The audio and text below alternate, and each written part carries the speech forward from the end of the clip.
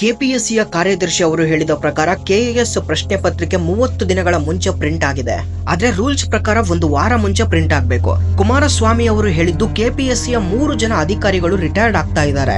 ಅವರು ರಿಟೈರ್ಡ್ ಆಗೋದಕ್ಕಿಂತ ಮುಂಚೆ ದುಡ್ಡು ಮಾಡಬೇಕೆಂದು ಕೆಎಎಸ್ ಪರೀಕ್ಷೆಯನ್ನ ತರಾತುರಿಯಲ್ಲಿ ಮಾಡ್ತಾ ಇದ್ದಾರೆ ಅಂತ ಆರೋಪ ಮಾಡ್ತಾ ಇದ್ದಾರೆ.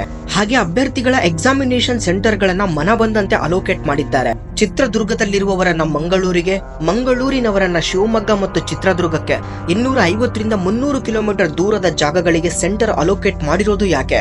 ಇಷ್ಟು ತರಾತುರಿಯಲ್ಲಿ ಪರೀಕ್ಷೆ ನಡೆಸ್ತಿರೋದು ಯಾಕೆ? ಪ್ರಶ್ನೆ ಪತ್ರಿಕೆಗಳನ್ನ 30 ದಿನಗಳ ಮುಂಚೆ ಪ್ರಿಂಟ್ ಹಾಕಿರೋದು ಯಾಕೆ? ಭ್ರಷ್ಟಾಚಾರ ಅನ್ನೋ ಪೀಡೆ ಇನ್ನೂ ಕೆಪಿಎಸ್ಸಿಯಿಂದ ತೊಲಗಿಲ್ವಾ? ಈ ಪ್ರಶ್ನೆಗಳಿಗೆ ಕೆಪಿಎಸ್ಸಿನೇ ಉತ್ತರ ಕೊಡಬೇಕು. ಕೋವಿಡ್ ಬ್ಯಾಚ್ ನ ಅಭ್ಯರ್ಥಿಗಳಿಗೆ ಇನ್ನೊಂದು ಅವಕಾಶ ಕೊಟ್ಟಾಗ ಅವರಿಗೆ 2 ರಿಂದ 3 ತಿಂಗಳ ಕಾಲಾವಕಾಶ ಕೊಟ್ಟು ತದನಂತರ ಪರೀಕ್ಷೆಯನ್ನ ನಿಗದಿಪಡಿಸಬೇಕು. ಆದ್ರೆ ಇಲ್ಲಿ ಏನಾಗ್ತಾ ಇದೆ? ವಿದ್ಯಾರ್ಥಿಗಳು ವರ್ಷಗಟ್ಟಲೆ ಲಕ್ಷಾಂತರ ರೂಪಾಯಿ ಖರ್ಚು ಮಾಡಿ ಕೋಚಿಂಗ್ ಪಡೆದು ಹಗಲು ರಾತ್ರಿ ಕಣ್ಣಿಗೆ ನಿದ್ದೆ ಇಲ್ಲದೆ ಓದಿದ್ರು ಪರೀಕ್ಷೆಯಲ್ಲಿ ಟ್ರಾನ್ಸ್ಪರೆನ್ಸಿ, ಅಕೌಂಟೆಬಿಲಿಟಿ ಇದೆಯೋ ಇಲ್ವೋ ಅನ್ನೋ ಪ್ರಶ್ನೆ ಕಾಡ್ತಾ ಇದೆ.